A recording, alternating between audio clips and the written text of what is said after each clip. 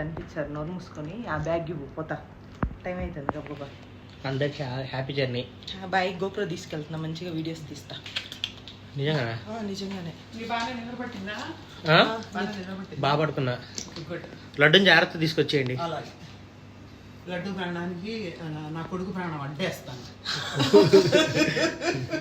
అది టైం అయితే అయింది 4:08. సో ఈరోజు అయితే లడ్డు అయితే పాకిస్తాన్ వెళ్తుందండి. ఇప్పుడే ఉదయాన్నే నిద్ర లేచాము. ఏసునాన్న చెప్తాడు కదా, ఆహా కాదు నా గురించి కాదు మీ గురించి ఏడవండి అని.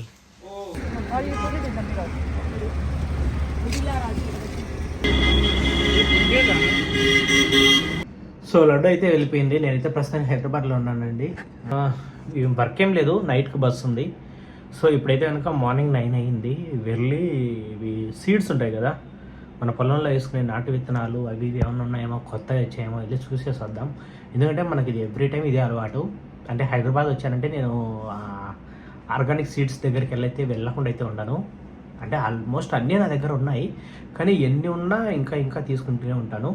లడ్డు అయితే మార్నింగ్ 4:30కి అయితే కనుక వెళ్ళింది. నేను కూడా వెళ్ళొస్తా సరదాగా.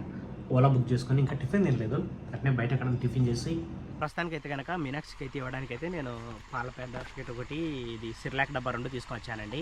నాకు ఒక పెద్ద కష్టం వచ్చింది. ఏంటంటే నా విలేజ్ రాజా ఛానల్కి మానిటైజేషన్ క్యాన్సిల్ చేసేసాడు. రీజన్ ఏంటో తెలియదు. దానికి ఏంటంటే మానిటైజేషన్ పోయింది. దానివల్ల ఏమవుతుందంటే నెక్స్ట్ మంత్ శాలరీ రాదు, మేబీ ఈ మంత్ కూడా శాలరీ రాదు. సో ఈ మంత్ అయితే నేను డబ్బాలు ఇచ్చేసినాను. నెక్స్ట్ మంత్కి ఏంటంటే కనుక నేను చూసుకోవడానికి ఇదన్నీ కష్టమైపోతుంది.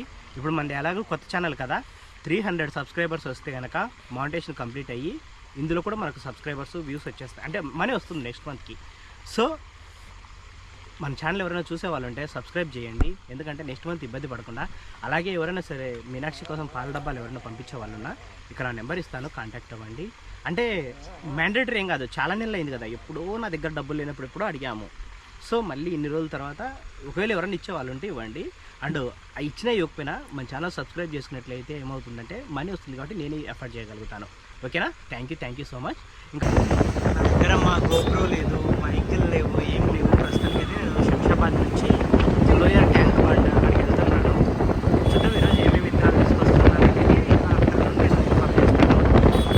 శంషాబాద్లో ఎందుకు తీసుకున్నానంటే ఇక్కడ నుంచి ఎయిర్పోర్ట్ చాలా దగ్గర ఉంటుంది. ఇక్కడ తీసుకున్నాను ఫ్యామిలీ డబ్బా. ఇది పేరుకి నేను హైదరాబాద్ వచ్చినట్టండి. శంషాబాద్లో ఉందంటే అదే హైదరాబాద్ దగ్గర. నాకే వాస్తు హైదరాబాద్ వచ్చానంటే హైదరాబాద్ వచ్చాము.